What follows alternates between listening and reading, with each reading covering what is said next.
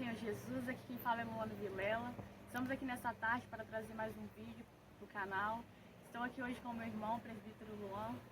A gente veio falar um pouco sobre Romanos 8, um estudo da qual a gente estava fazendo, né? E que está trazendo para vocês. E Romanos 8 vai começar falando o título, né, de Romanos 8, no capítulo 1, versículo 1, a vida pelo Espírito, né? Pode falar.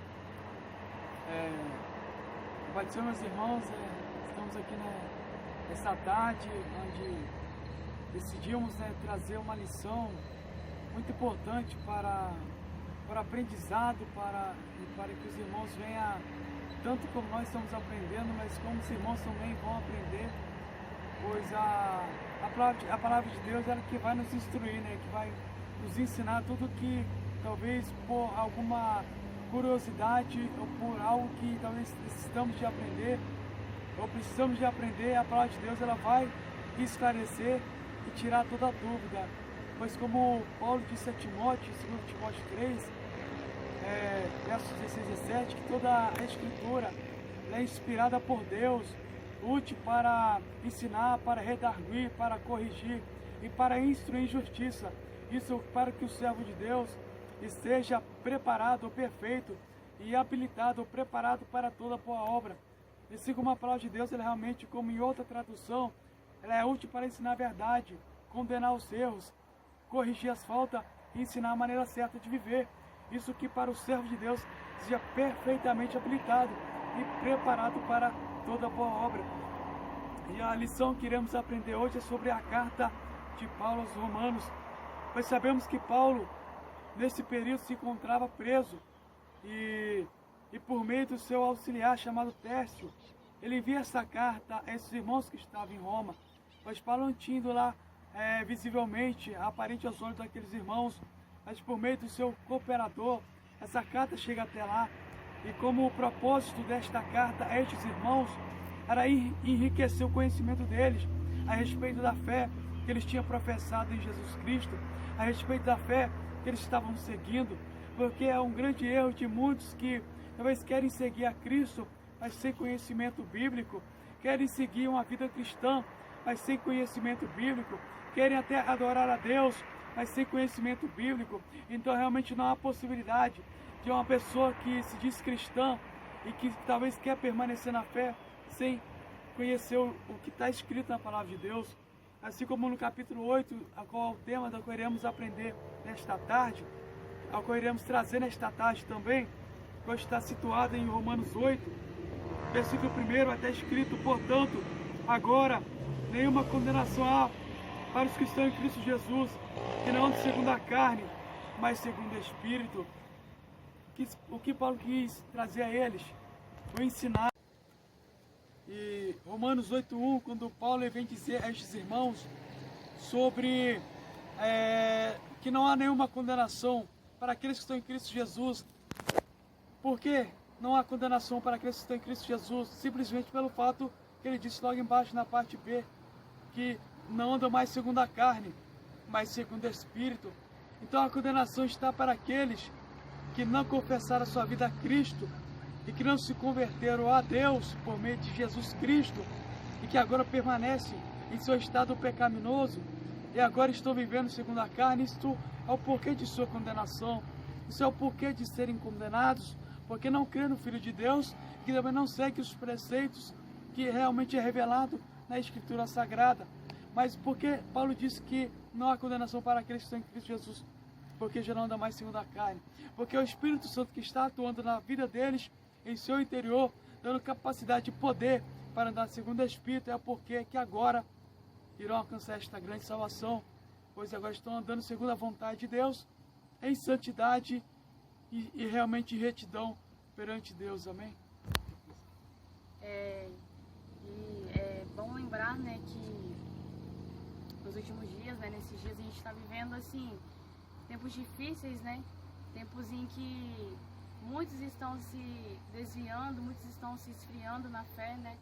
Se esquecendo da promessa qual nos foi dada, que um dia nós receberemos, né, a glória futura, que vamos falar aqui também, que está preparado para aqueles que se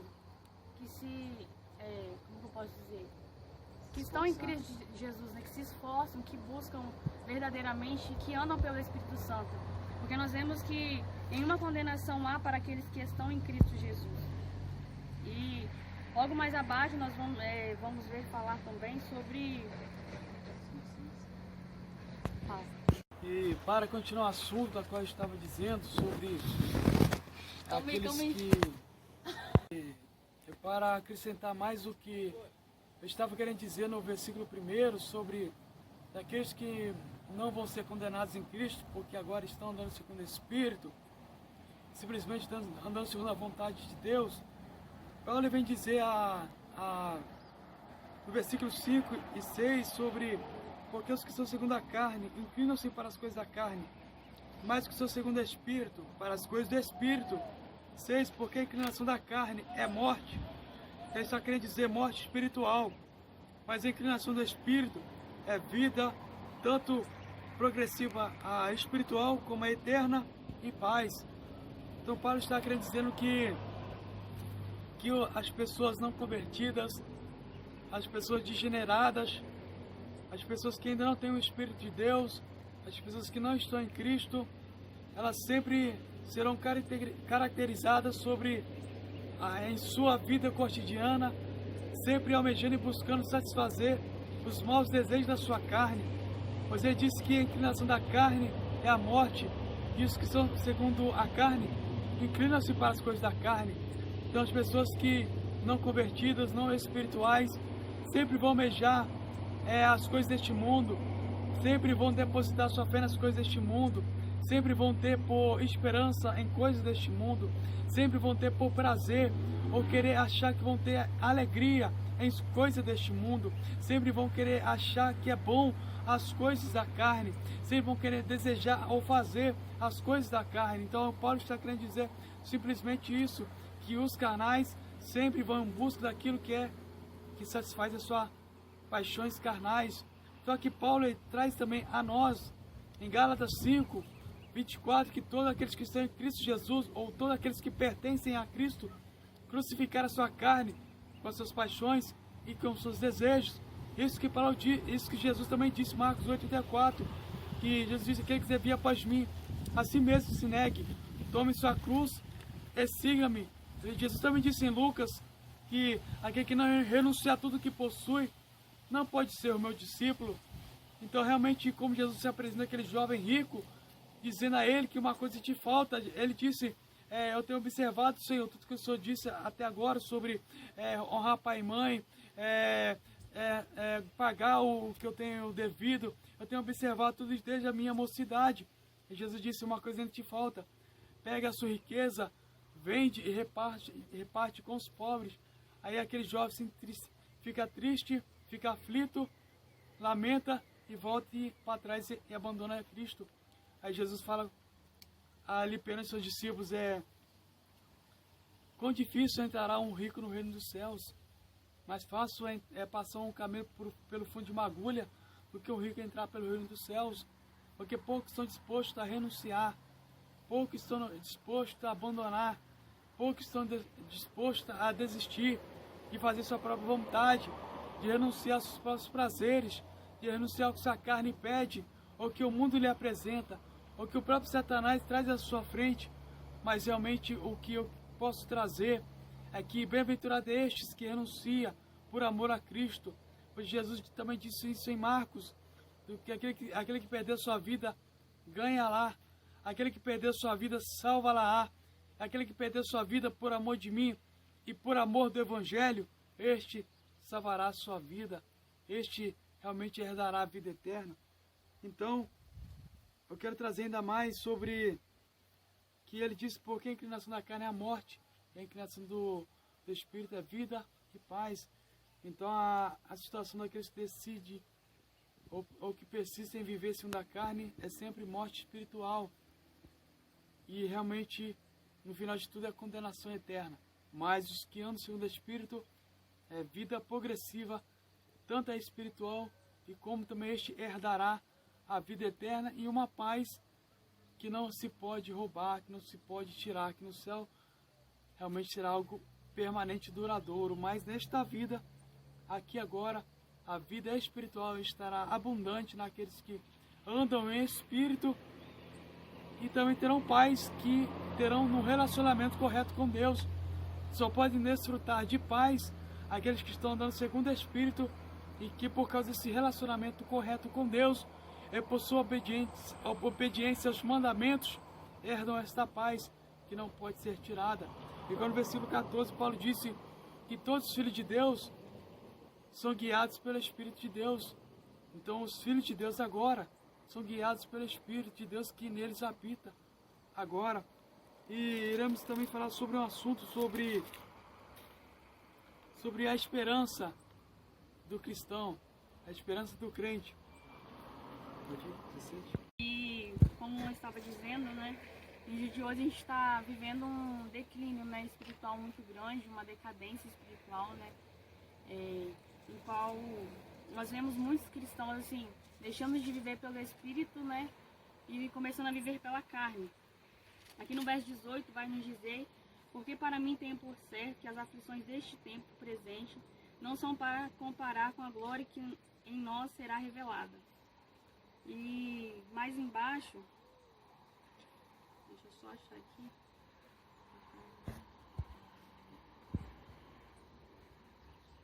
5 que nos fala: quem nos separará do amor de Cristo?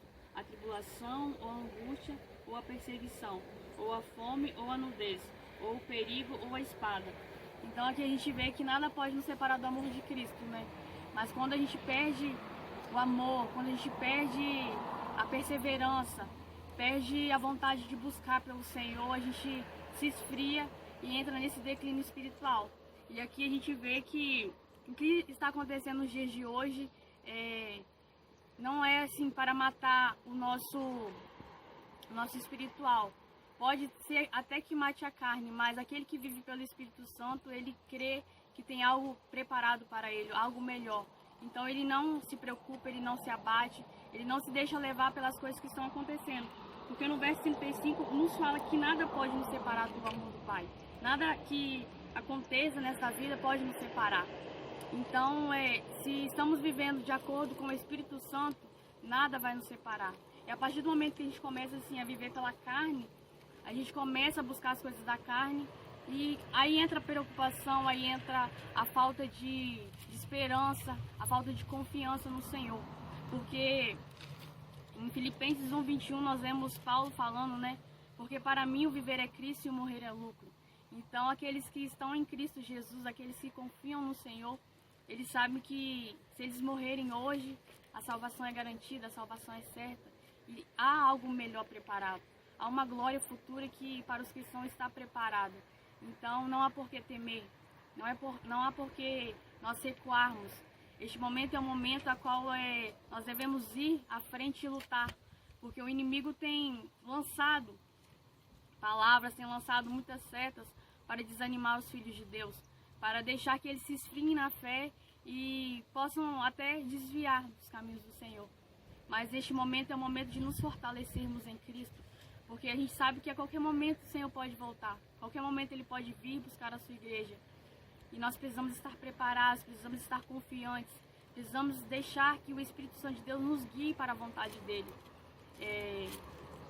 Pode voltar a falar. Eu queria também dar continuidade que o irmão estava dizendo sobre a esperança, que não está nesse mundo, mas está em um outro lugar. Porque o ímpio, nesse exato momento, nesta crise que está por todo mundo, porque muitos estão com medo, estão desesperados, estão espantados, talvez achando que vão morrer, talvez correndo da morte, tentando de várias formas tentar se precaver para não provar a morte. Estão tentando de várias formas tentando preservar a sua vida neste mundo. E porque a igreja não tem essa esperança de muitos que neste mundo estão tendo nesse exato momento, porque para a igreja a sua vida não é neste mundo, mas para a igreja a sua vida é lá em cima. Pois Jesus, quando ele realmente morreu na cruz, Jesus ele não morreu na cruz para nos dar uma vida eternamente aqui nessa terra. Ele morreu na cruz para que por meio dele podemos chegar lá na outra vida, que é a eterna, que será no céu, onde Deus está.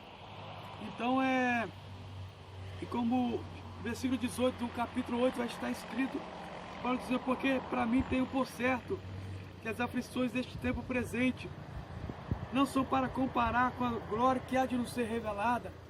Paulo está falando sobre uma aflição que todo cristão há de passar neste mundo. Jesus disse em João 16:33, Jesus disse, isto tenho dito para que me tenhais paz, porque neste mundo tereis aflições, mas sede de bom ânimo, porque eu venci o mundo. Então Jesus disse que neste mundo todo cristão está sujeito a passar por tempo de aflições. Porque que tipo de aflições que eu posso trazer para você entender melhor? Aflições devido a perseguições por causa da fé, aflições por resistir à carne, por combater a carne, por resistir ao pecado, por andar segundo o Espírito. Isso é uma das aflições.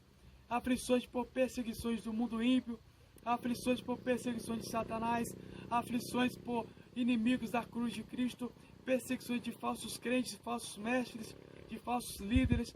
Então o cristão está sujeito a passar por vários tipos de aflições. É um combate. Vemos que o próprio Paulo foi um dos que mais sofreu na era apostólica, no primeiro século do cristianismo, após Jesus ter derramado seu Espírito sobre a igreja. Dali em diante ele foi um dos que mais sofreu por causa da fé, porque todos que agora estão na luz, os que estão nas trevas irão odiar os que estão na luz. Então a igreja é perseguida porque os que estão nas trevas odeiam os que estão na luz e não se achegam para a luz, como está escrito em João. Mas a esperança que Paulo deixou para aqueles cristãos e também a nós, que a glória que vai nos ser revelada é incomparável. Então o que a gente passa aqui agora, o que a gente vai receber lá, vai completamente nos fazer esquecer completamente o que a gente passamos aqui, porque é realmente algo incomparável. Vemos em 1 Coríntios 2,9, vemos que o apóstolo Paulo também dizendo aos irmãos de Corinto, dizendo que sobre o que Deus tem prometido para aqueles que o amam, para aqueles que o seguem, para aqueles que lhe obedecem, são coisas sobrenaturais, são coisas incomparáveis, que nem os olhos que nem os olhos conseguiram enxergar, que nem os ouvidos conseguiram ouvir, que nem sequer o homem conseguiu imaginar em seu coração o que Deus tem preparado para aqueles que o amam. Então realmente é algo sobrenatural, é algo incomparável, é algo indescritível, é algo inimaginável, o que Deus tem preparado para os teus fiéis, para a sua igreja. E realmente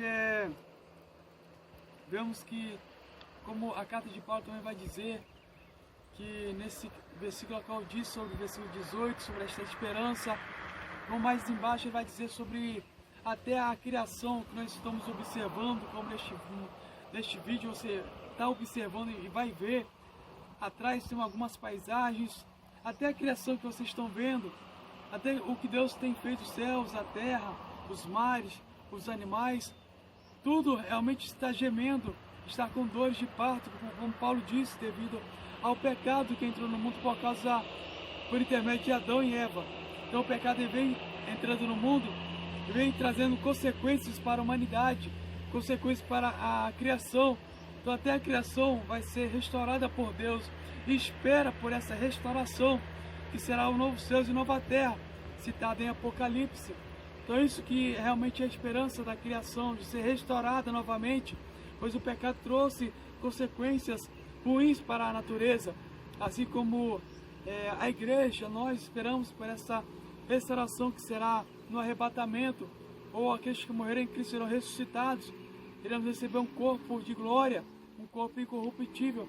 Então essa é a esperança da igreja, que realmente iremos assumir um corpo glorioso, e que lá no céu estaremos livres de toda a morte, tribulação, perseguição, angústia, aflição, de todo mal que nesse mundo existe. Eu quero estar lendo aqui no verso 12, que nos diz assim: de maneira que os irmãos somos devedores não à carne para viver segundo a carne, porque se viverdes segundo a carne morrereis, mas pelo Espírito mortificais as obras do corpo, vivereis.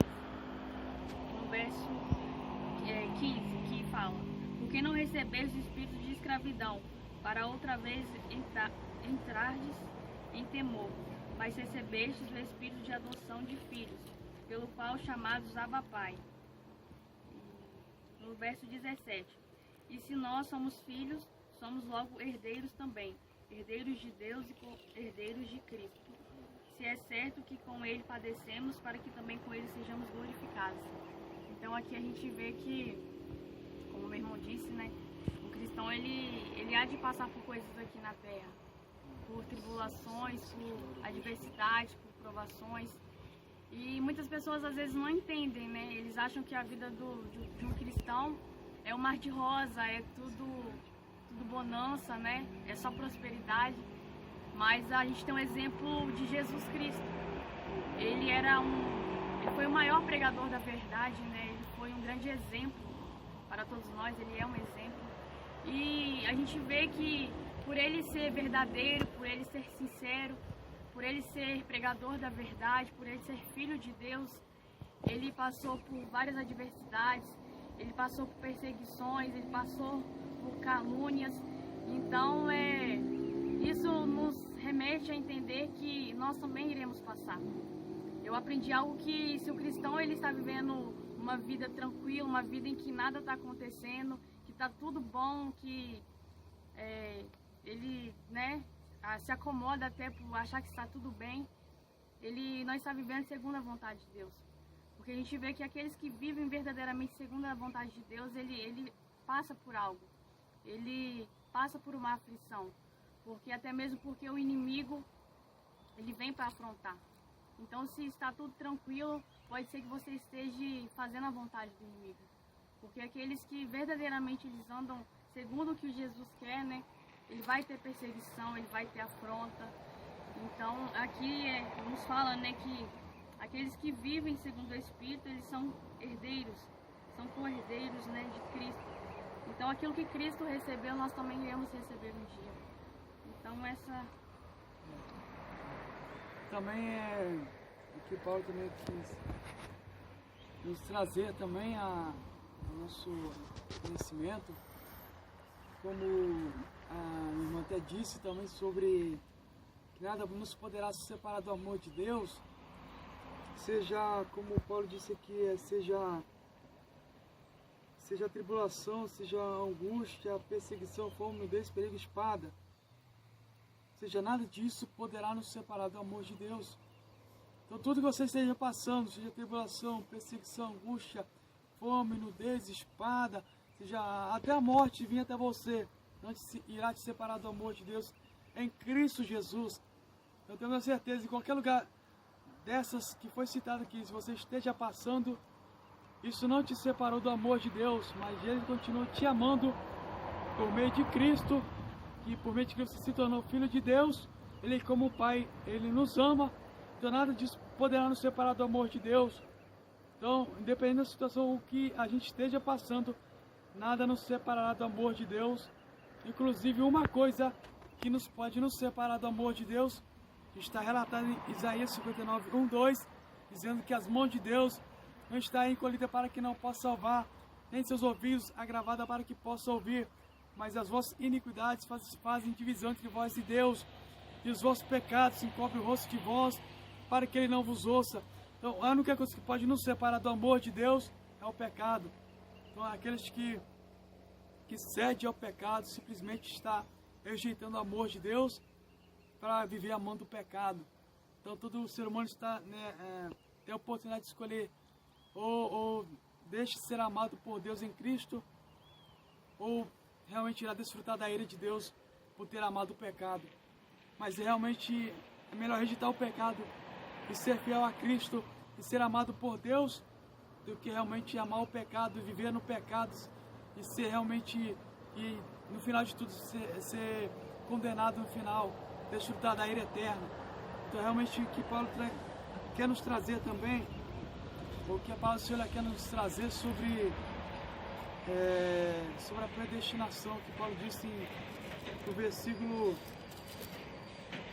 30, ou no versículo 29, porque os que dantes conheceu também os predestinou para serem conforme a imagem de seu Filho, a fim de que ele seja o primogênito entre muitos irmãos.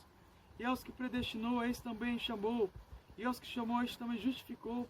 E aos que justificou, a esse também glorificou. É um processo que Paulo trouxe aqui para nós também. O que o próprio Evangelho quer nos ensinar.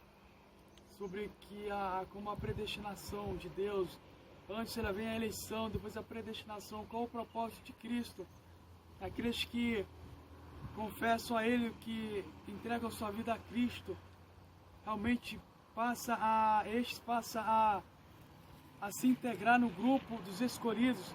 Mas a Bíblia vai dizer em Mateus 22 que nem todos que são chamados são escolhidos. Então o que Jesus quis dizer com isso? Muitos são chamados, mas poucos são os escolhidos.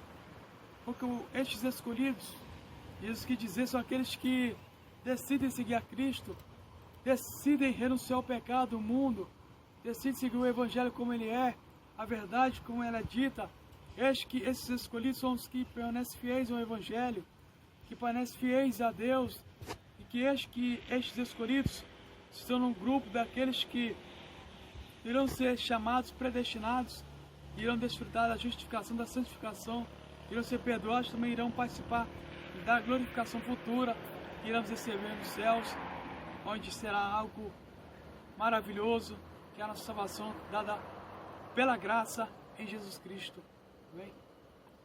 E para concluirmos, quero deixar o verso 28, que fala: "E sabemos que todas as coisas contribuem juntamente para o bem daqueles que amam a Deus, daqueles que são chamados segundo o seu propósito."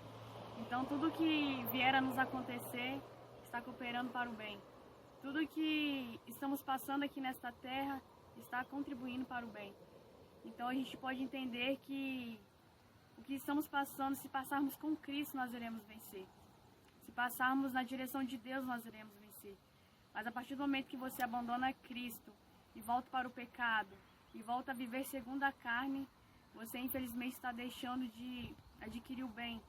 Você está deixando de adquirir a promessa que foi prometida.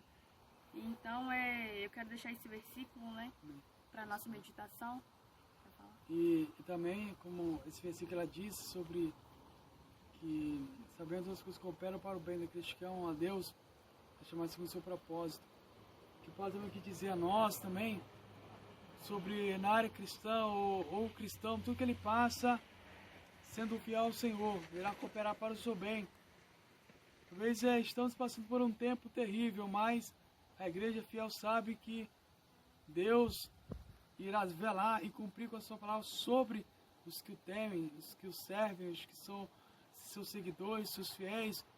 Então não importa o que você esteja passando, não importa em qual área você esteja enfrentando, saiba que se tu for fiel, Deus fará isso cooperar para o seu próprio bem. Deus irá fazer do mal surgir o bem, como no caso de Jó, daquela diversidade. Então, meus amados, esse foi o vídeo de hoje. Espero que vocês gostem, espero que vocês compartilhem e deixem seu like, se inscrevam no canal e até a próxima. Pai do Senhor. Pai do Senhor Jesus.